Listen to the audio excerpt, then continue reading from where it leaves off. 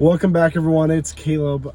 I'm sitting inside of a 2024 GMC Yukon right before we get the redesign that's coming in. We've already got one, but I want to show you how to really connect items to your rear media. I'm in a Yukon with rear media, given the bright screen right here, but it actually looks awesome. So I've got a switch with me, and I'm going to show you how to connect it. But first, I'm going to show you that it's connected and that you're able to use it. But you can use this with Switch. You can use it with Xbox, PlayStation, PCs. That might be a little too much because it's for on the go. But you can use Amazon Fire Stick, Roku TV, different things like that. So let's hop right in. Okay, here we are. I've got it on. I'm working on charging the Switch, but it works. So I've got it set up here, and I'll show you how I set it up in a moment. But you're able to actually use it, so I can move through the options. Just make sure there was a couple things downloaded to show you. Now, I'm going to go ahead and pull everything apart and show you how I did it. So here we are, got most things pulled apart. I still have it on the charger, but one of the first things you want to do is just plug it into the outlet down here, and you'll know it's working by once it turns green. So that is charging your device or keeping it powered on. Now, because the Switch does have its own internal battery, it's just charging. So now I've got my controller, I've got my whole panel here.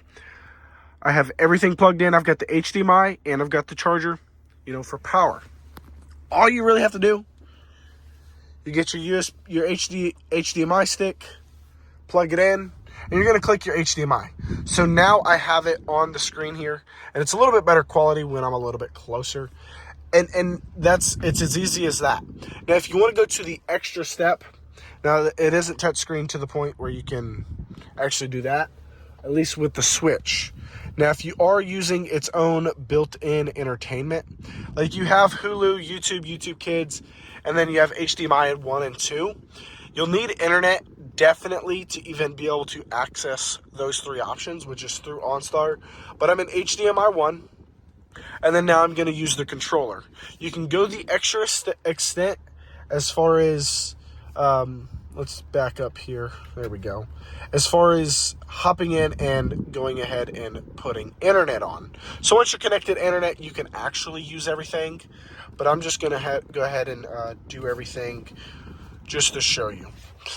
So a couple other options you have. You go to your screen up front, click your rear media, and now you're in here. You go to summary, then you can click HDMI 1. You can go in here and actually change the source if you wanted to, you being the parents, the driver. You can also choose screen 2 as well. So I can power that on. So now that it's powered on, I can click HDMI 1 as well. So even though you're playing the game, you're on YouTube, whatever, everybody else can watch you play as well. Now, the other cool thing with this is you have 2 HDMI ports. You also have 2 USB-C ports. So you can charge stuff as well. You can play one on this screen, and you can play another game on this screen. So cross-platform, that sort of thing. You have 2 Switches, 2 Xboxes, 2 PlayStations. And now you only have 1 charging port. But if you go to behind the third row, there's actually a charge port right here. And that's on the right side of the vehicle behind the third row. Might need an extension cord, might need something a little bit longer. But it works amazing, and the quality isn't terrible, especially for on the go. I gotta say, it's pretty awesome being able to play video games on the go now, like actually on the go. Seeing it in front of you instead of being stuck to your screen. Given that the first vehicle I was ever in was a 2008 Chevy Uplander that had TVs, you couldn't even get this close. But this is amazing. I want to say thank y'all for watching. I hope it was useful. Now, once again, you just plug in the HDMI port, make sure it's got power, and the other thing is making sure you have Wi-Fi or some kind of internet. You can use hotspot from your cell phone as well. You just have to make sure you connect it from back here on the screens. If it's a hotspot, if it's built-in Wi-Fi within the vehicle, you can do that actually up front within the vehicle's infotainment screen. Once again, thank y'all for watching. I'll see y'all soon.